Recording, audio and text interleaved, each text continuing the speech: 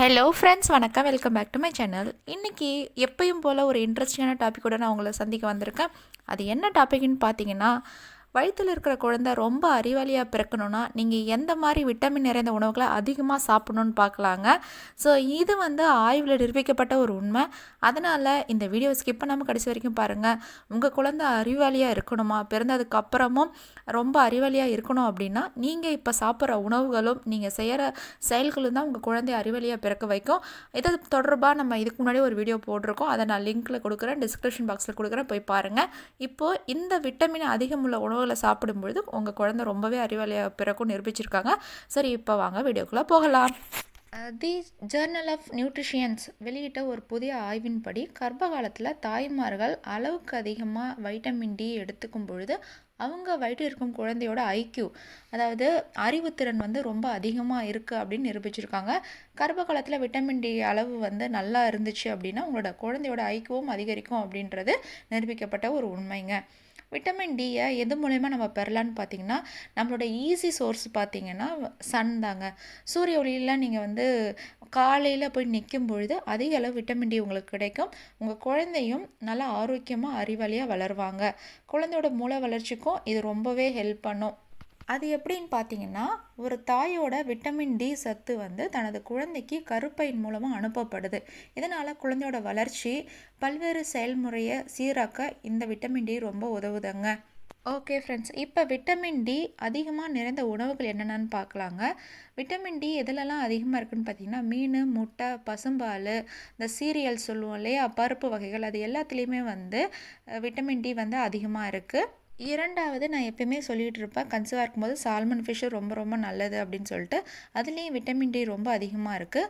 இது உங்கள் உடலில் விட்டமின் டி குறைபாடு இருந்தால் கூட சால்மன் ஃபிஷ்ஷை நீங்கள் வறுத்தாலோ இல்லை வெறுமனே சுட்டு இல்லை குழம்பு வச்சு சாப்பிட்டாலோ நல்லா டிஃப்ரென்ஸ் தெரியும், நல்லா பலனடிக்கும், விட்டமின் டி இன்க்ரீஸ் ஆகும். அடுத்ததாக மூணாவது பார்த்திங்கன்னா, முட்டையோட மஞ்சள் கறியிலையும் விட்டமின் டி ரொம்ப அதிகமாக இருக்குங்க. மீன் பிடிக்காதவங்களுக்கு இந்த முட்டை மஞ்சக்கரு ரொம்ப ஒரு சிறந்த உணவு தான். முட்டையோட வெள்ளைக்கருவில் பார்த்திங்கன்னா வெறும் புரதம் தான் இருக்குது. அதுவே மஞ்சக்கருவில் கொழுப்பு, விட்டமின், தாதுக்கள் எல்லா சத்துக்களுமே அடங்கியிருக்கு. நான்காவது பார்த்திங்கன்னா காட் லிவர் எண்ணெய், அதாவது மீன் எண்ணெய் நம்ம ஊரெல்லாம் சொல்லுவாங்க. இந்த மீன் எண்ணெயில் விட்டமின் டி அதிகமாக இருக்குது. ஸோ இதை நீங்கள் டேப்லெட் மாதிரி எடுத்துக்கும் பொழுது உங்களுக்கு விட்டமின் டி அதிகரிக்கும். ஓகே ஃப்ரெண்ட்ஸ், இப்போது விட்டமின் டி கம்மியாக இருந்தால் அது தாயோட கருவில் இருக்க குழந்தைய எப்படி பாதிக்கும் பார்த்தீங்கன்னா, விட்டமின் டி தாங்க உங்கள் வயிற்றிலிருந்து குழந்தைக்கு சத்து போகும் இல்லையா, அந்த சத்துக்கள் இருக்க கால்சியம் பாஸ்பேட் அளவை கட்டுப்படுத்துங்க. விட்டமின் டி கம்மியாக இருந்துச்சு அப்படின்னா இதோட சத்துக்கள் குழந்தைக்கு அதிகமாக போகும். அதனால் உங்கள் வயிற்றில் இருக்க குழந்தையோட எலும்புகள் வேகமாக வளரக்கூடும். இது நல்லதில்லை. ஸோ எல்லாமே கரெக்டாக இருக்கணும் இல்லையா, லெவலாக தான் இருக்கணும். அதிகமாக இருந்தாலும் கம்மியாக இருந்தாலும் பிரச்சனை தான். ஸோ விட்டமின் டி கரெக்டாக இருந்துச்சுன்னா உங்கள் குழந்தையோட வளர்ச்சியும் கரெக்டாக இருக்கும். என்னோட சின்ன டிப் என்னென்னு பார்த்தீங்கன்னா, விட்டமின் டி ஈஸியாக கிடைக்கிறதுக்கு டெய்லியும் காலையில் அந்த செங்கதிர் வரும் இல்லையா, உதிக்கும் பொழுது இந்த 6 to 7 இல்லை 7:30 டைமில் அந்த செங்கதிர் வரும். அந்த டைமில் மொட்டை மாடியில் போய் நின்னாலே போதும், உங்களுக்கு தேவையான விட்டமின் டி கிடைச்சிரும், குழந்தைக்கும் கிடைக்கும். கூடவே ஒரு தகவல், ஆராய்ச்சியாளர்கள் 2006ஆம் ஆண்டு கர்ப்பிணி பெண்களுக்கு எல்லாம் ஒரு ஆய்வு நடத்தினாங்க. அந்த ஆய்வில் இந்த மாதிரி விட்டமின் டி கரெக்டான அளவில் அதிக அளவில் இருந்த குழந்தைகள் இருப்பாங்க இல்லையா, அம்மாக்களுக்கு பிறந்த குழந்தைகளை 4 வயதுலேருந்து 6 வயது வரையும் செக் பண்ணியிருக்காங்க. அதில் அந்த குழந்தைங்க ரொம்ப அறிவாளியாக ஐக்யூ லெவல் அதிகமாக இருக்குதுன்னு கண்டுபிடிச்சிருக்காங்க. மற்ற குழந்தைகள், அதாவது விட்டமின் டி கம்மியாக இருக்கிற குழந்தைகள், விட்டமின் டி பத்தாமல் அப்படி இருக்கிற குழந்தைங்களோட ஐக்யூ லெவலை விட அதிகமாக இருக்கிற குழந்தைகளோட ஐக்யூ லெவல் அதிகமாக இருக்குது அப்படின்னு சொல்லியிருக்காங்க. ஸோ விட்டமின் டி கரெக்டாக கிடச்சிது இல்லை கொஞ்சம் அதிகமாகவே இருந்துச்சுனாலும் உங்களோட குழந்தை ரொம்ப அறிவாளியாக பிறப்பாங்க அப்படின்னு நிரூபிச்சிருக்காங்க. ஸோ முடிஞ்ச வரைக்கும் உங்களோட விட்டமின் டியை செக் பண்ணிவிட்டு கரெக்டான அளவில் இருக்கான்னு பாருங்கள். இல்லை அப்படின்னா நீங்கள் சூரிய ஒளியில் நில்லுங்க, அதுக்கு தேவையான உணவுகளை சாப்பிடும் பொழுது விட்டமின் டி கரெக்டாக இருக்கும். உங்கள் குழந்தை ரொம்ப ரொம்ப ரொம்ப அறிவாளியாக இருப்பாங்க.